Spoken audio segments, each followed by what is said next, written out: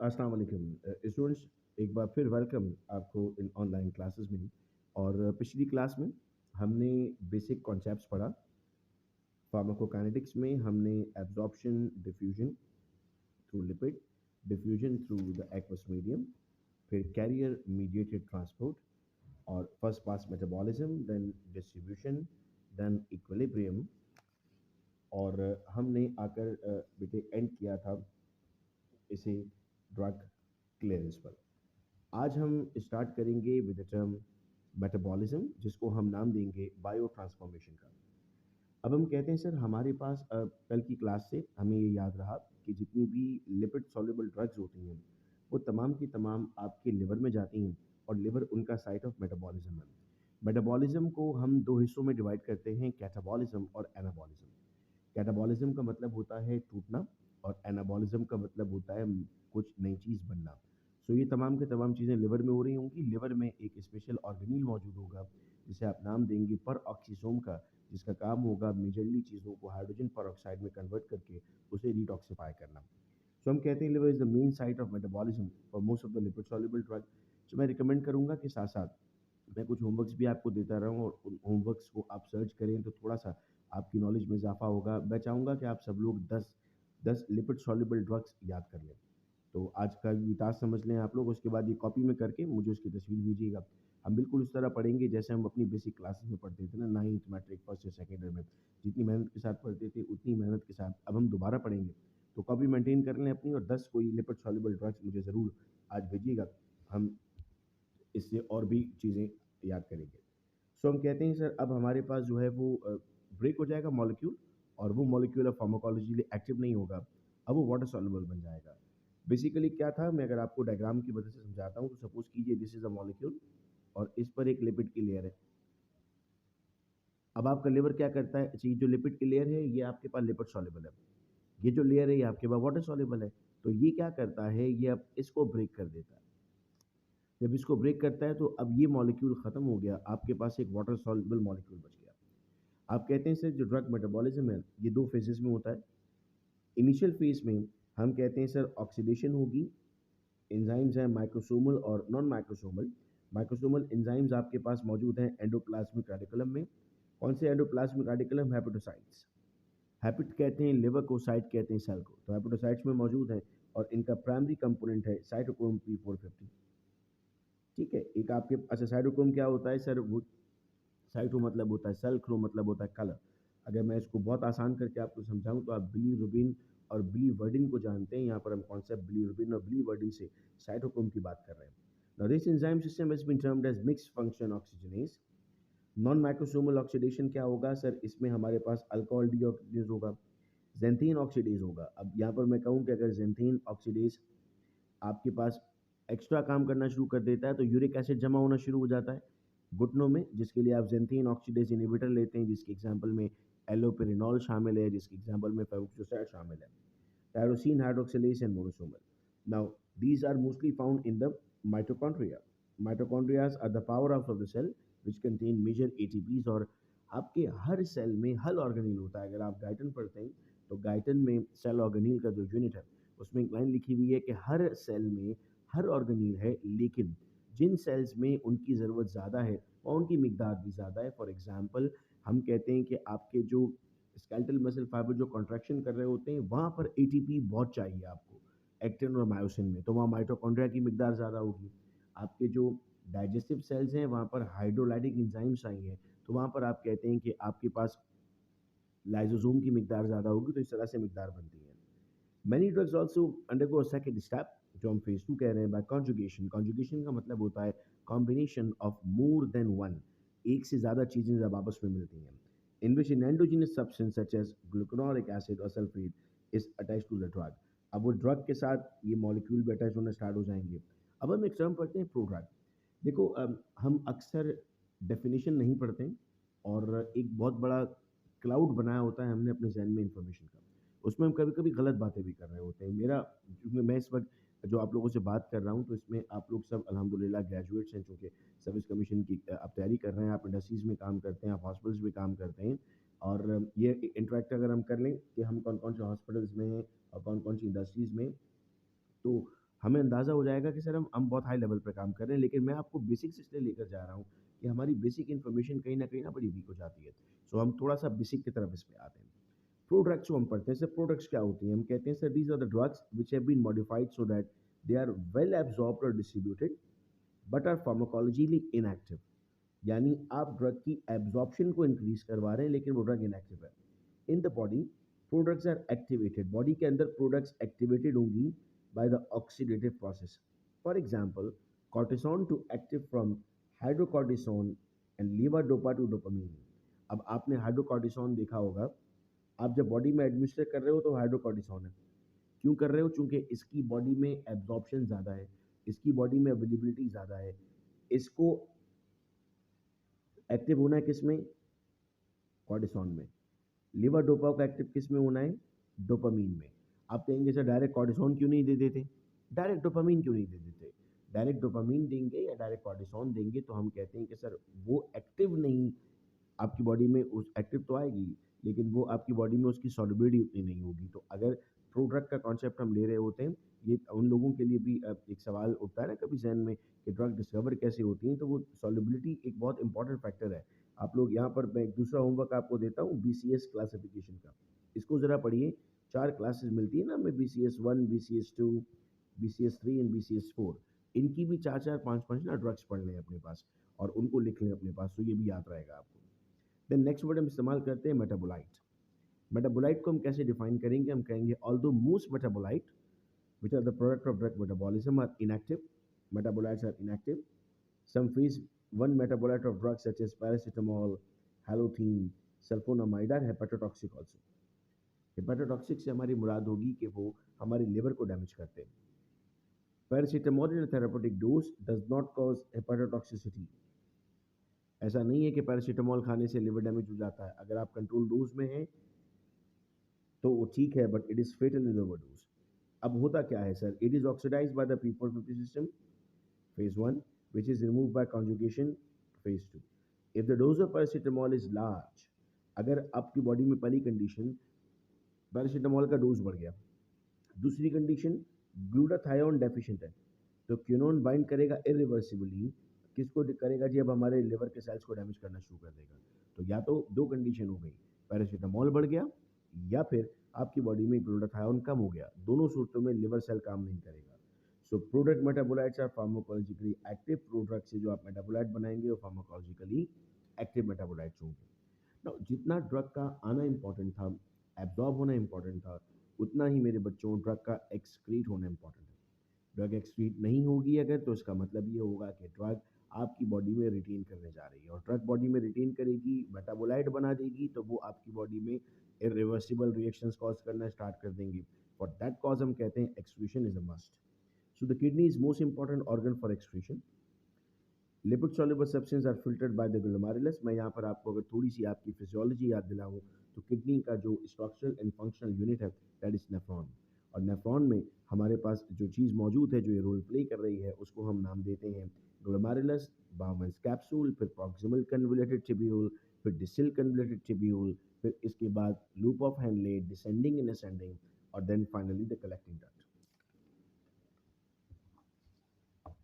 Then next we say the extent back of diffusion is less for the drug that are highly ionized or dissociated. Ionization उसकी lipid solubility को कम कर देता है. Now this situation can be exploited in the management of poisoning due to certain drugs. For example, alkalization with increased renal excretion of aspirin and barbiturates. जो issue आ रहा है वो ये जनरेट हो रहा है कि यहाँ से जो हाईली आयोनाइज ड्रग्स हैं वो रिफंड नहीं हो रही, रिकॉल नहीं हो रही। तो आप कहते हैं कि सर हमारे पास फिर जो पेरिट्यूबुलर कैपिलरीज हैं, ये वो कैपिलरीज होती हैं बेटा जो आपके पास प्रॉक्सिमल कन्वोल्यूटेड ट्यूब्यूल और डिस्टल कन्वोल्यूटेड ट्यूब्यूल्स के पास घूम रही होती हैं।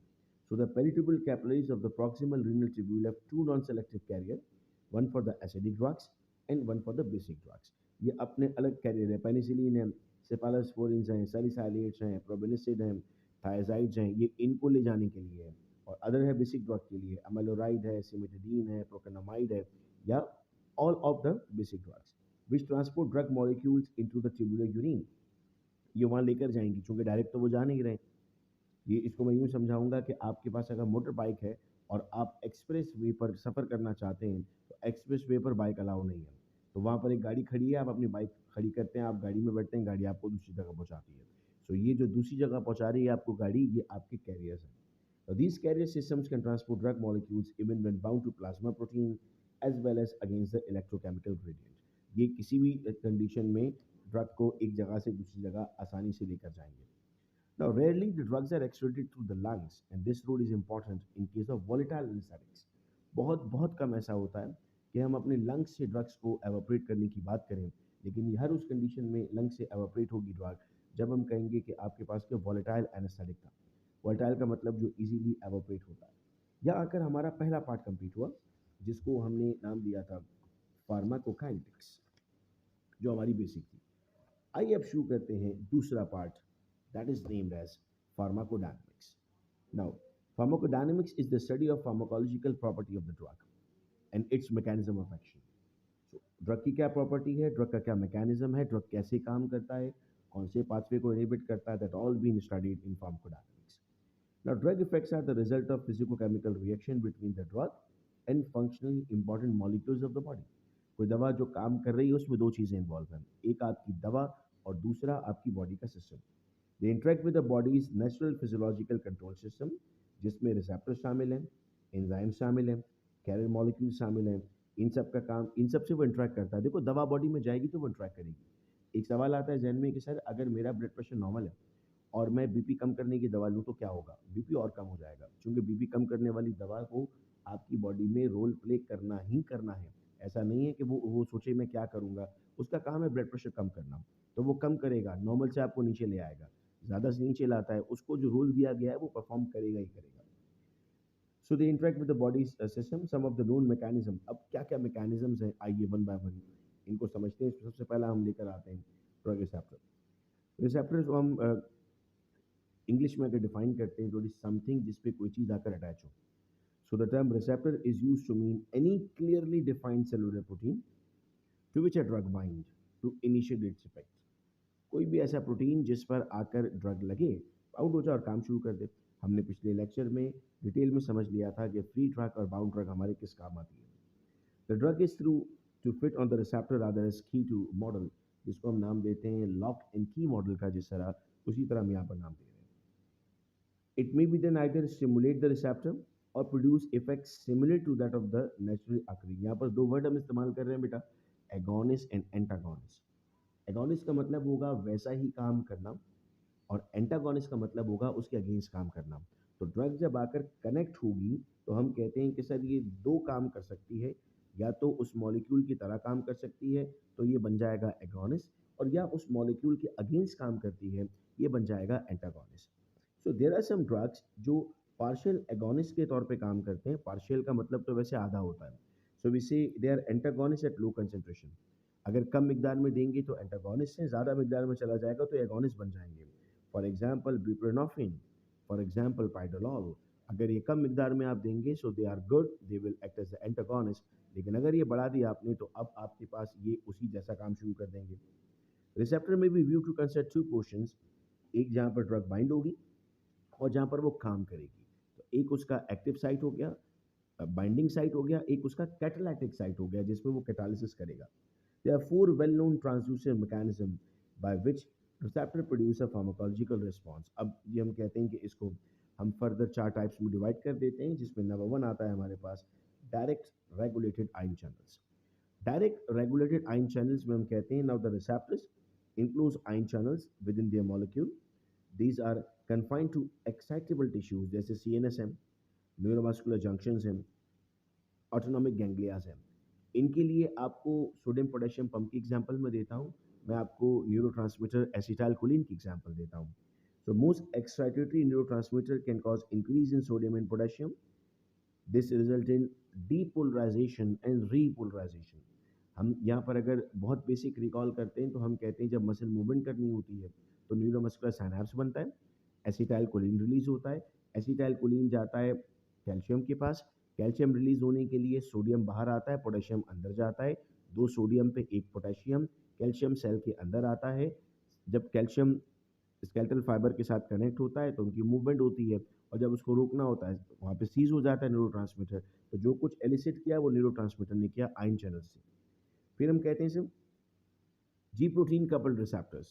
Now, the effector domain of the receptor consists of group of governing nucleotide binding regulatory proteins, जिनको हम G protein का नाम दे रहे हैं, which occur within the cell and act as an intermediate between receptor and enzyme. अब यहाँ पर हम कह रहे हैं कि ये मैं और आसान करूँ तो मैं कह रहा हूँ कि मुख्तलिफ तरह के ताले हैं, कुछ चाबी से खुलते हैं, कुछ फेस से खुलते हैं, कुछ थंब से खुलते हैं, कुछ आईडी कार्ड से खुलते हैं। तो ये मुख्तलिफ टाइप्स मैं आपको बताता जा रहा हूँ। अब यहाँ पर हम कह रहे हैं कि सर हमारे पास जी प्रोटीन रेगुलेट करेगा इंट्रासेलुलर कैल्शियम कंसंट्रेशन, यानी अब जो कुछ भी कर रहा है वो जी प्रोटीन कर रहा है। ये चाबी ताला चाबी वाला सिस्टम है। इंट्रासेलुलर रिस्पॉन्स, इसमें हम कहते हैं ना these are the soluble DNA binding protein that regulate the transcription of specific gene. These are activated by steroidal hormone, thyroid and vitamin D. ये जब बॉडी में जाते हैं तो आपके ये रिसेप्टर ओपन हो जाएंगे जिनका काम ट्रांसक्रिप्शन करना होगा। कैटलाइटिक रिसेप्टर नाम से जाहिर हो रहा है कि कुछ ब्रेक करने की बात कर रहे हैं। So these are the enzymatic proteins that extracellular agonist binding domain is connected to intracellular catalytic static domain. Single stretch of transmembrane stretch of peptide chain, यहाँ पर breakdown होगा। Catalytic receptor cell growth को देखेगा, differentiation, receptors for insulin, growth factor, platelet derived growth factor, इन तमाम चीज़ों को देखने के लिए आपको ये चाहिए होगा। Now receptor exists in dynamic state. इसका मतलब ये कि ये मूव भी कर रहे हैं बॉडी में, कंटिन्यूस एक्शन परफॉर्म कर रहे हैं। Their numbers in functional state vary with drug treatment. Continued exposure to an agonist lead to internalization of receptor, thus limiting or reducing the efficacy and development of tolerance. बर्दाश्त, मैं आपको समझाऊंगा कि हम कहते हैं बच्चों को ज़्यादा ना मारें, क्योंकि अगर आपने ज़्यादा मारा उनको तो वो ढीठ हो जाएंगे। आपके रिसेप्टर ढीठ हो जाते हैं, यूँ समझ लें, टॉलरेंस डेवलप कर देते हैं। So tolerance is a state of decreased responses seen with the long-term use of agonists and may be consequence of the down regulation of the receptor. Tolerance to selective beta-2 adrenoreceptor agonist in asthma is due to down regulation, and that of nitrates in angina is due to deficiency of reduced sulfur albumin. Patient को दे रहे हैं दवा, असर नहीं कर रही, company की गलती नहीं है, ये इशू आ सकता है। Long term treatment with antagonist will lead to increase in receptor binding. Antagonist ज़्यादा इस्तेमाल करेंगे अप रेगुलेशन होगी, एगोनिस्ट ज़्यादा इस्तेमाल करेंगे डाउन रेगुलेशन होगी। नेक्स्ट आता है हमारे पास एंजाइम इनहिबिशन। हम कहते हैं sir interaction between drug and enzyme is in many respect similar to between the drug and receptor. जैसे ड्रग रिसेप्टर के साथ काम कर रहा था, वैसे हम कहेंगे ड्रग एंजाइम के साथ काम करता है। Many important drugs owe their action due to inhibition of enzyme activity because they structurally resemble a natural substance and hence compete with the enzyme. For example, मैं example देकर आपको बात समझाता हूँ। Examples of enzyme inhibition include angiotensin converting enzyme inhibitor. Enzyme inhibition में आप AC inhibitors पढ़ते हैं, कार्बोनिक एनहाइड्रेज इनहिबिटर पढ़ते हैं, क्योंकि अगर आपने एंजाइम को रोक दिया तो डेफिनेटली वो चीज़ रिलीज नहीं होगी और काम बॉडी नहीं परफॉर्म करेगी। आपने कहा था मेटाबॉलिज्म के लिए मेटाबोलाइट चाहिए, इधर आप ढूंढ रहे हैं anti metabolite. So these drug structurally resemble the substance which are used by the cell, but ये उनके अगेंस्ट होते हैं। तो methotrexate is similar in structure to folic acid, competes with folic acid for a vital step in building of nuclear material। तो उसके साथ अगर आप कोई इनहिबिटर चाहते हैं उसका, उसको रोकना चाहते हैं फॉलिक एसिड को, तो बॉडी को मेथोट्रेक्सेट देना स्टार्ट कर देंगे। Next is the action on sale membrane. जितने भी हम एनेस्थेटिक्स देते हैं जनरल या लोकल, तो ये लिपिड पर प्रोटीन पर एक्ट करते हैं। हमारी मेम्ब्रेन लिपोप्रोटीन मेम्ब्रेन है and interfere with the movements of ions and prevent the nerve function. ये जो आपके प्लाज्मा लेमा है ना, इसमें आपके पास चार्जेस बने हुए होते हैं, मूवमेंट होती है जब ये चार्जेस चेंज होते हैं। ये क्या करेगा, ये इनको चेंज नहीं होने देगा, जब चेंज नहीं होगा तो चार्जेस भी चेंज नहीं होंगे। रिप्लेसमेंट ऑफ डेफिशिएंसीज, जैसे आप हार्मोन या विटामिन थेरेपी लेते हैं, कम हो जाता है तो आप सीधा सीधा हार्मोन ले लेते हैं बॉडी में। Cytotoxic effect, the drug kills bacteria और malignant cell without undue change to the patient cell. The mechanism of action varies between the drug. ये बहुत इंपॉर्टेंट है कि आप साइटोटॉक्सिक ड्रग ले रहे हैं तो उस ड्रग को उसी बैक्टीरिया को किल करना है, नॉर्मल फ्लोरा को ना किल करना शुरू कर दिया। अगर उसने आपके नॉर्मल फ्लोरा को किल कर दिया तो that would be a big issue. Chemical interaction होती है सर, मुख्तलिफ एंटासिड्स की एग्जांपल ले सकते हैं, एसिडिफाइंग या अल्कलाइजिंग एजेंट की एग्जांपल लेते हैं। प्लेसेबो रिस्पॉन्स, मैं उम्मीद करता हूँ कि आप तमाम को लफ्ज़ प्लेसेबो क्लियर होगा। प्लासेबो का मतलब है एक ऐसी दवा जिसमें एक्टिव इंग्रेडिएंट नहीं होता। So placebo or inner treatment may be defined as a use of substance which has no pharmacological action, but when used produce a therapeutic effect. In a wide variety of symptoms, pain, cough, headache, or some organic disorders जैसे peptic ulcer है, हम placebo देते हैं, so will produce satisfactory response in 30% patient. The benefit appears to be connected with the power of suggestion. यानी आपकी body में जो ये बाकी काम हो रहे हैं बॉडी खुद उसको स्टार्ट करना शुरू कर देती है। एक्टिव ड्रग मौजूद नहीं है फिर भी ठीक हो रहा है, इसका मतलब आपकी बॉडी पावर ऑफ सजेशन से ऑटोमेटिकली भी चीज़ों को हील करने की सलाहियत रखती है।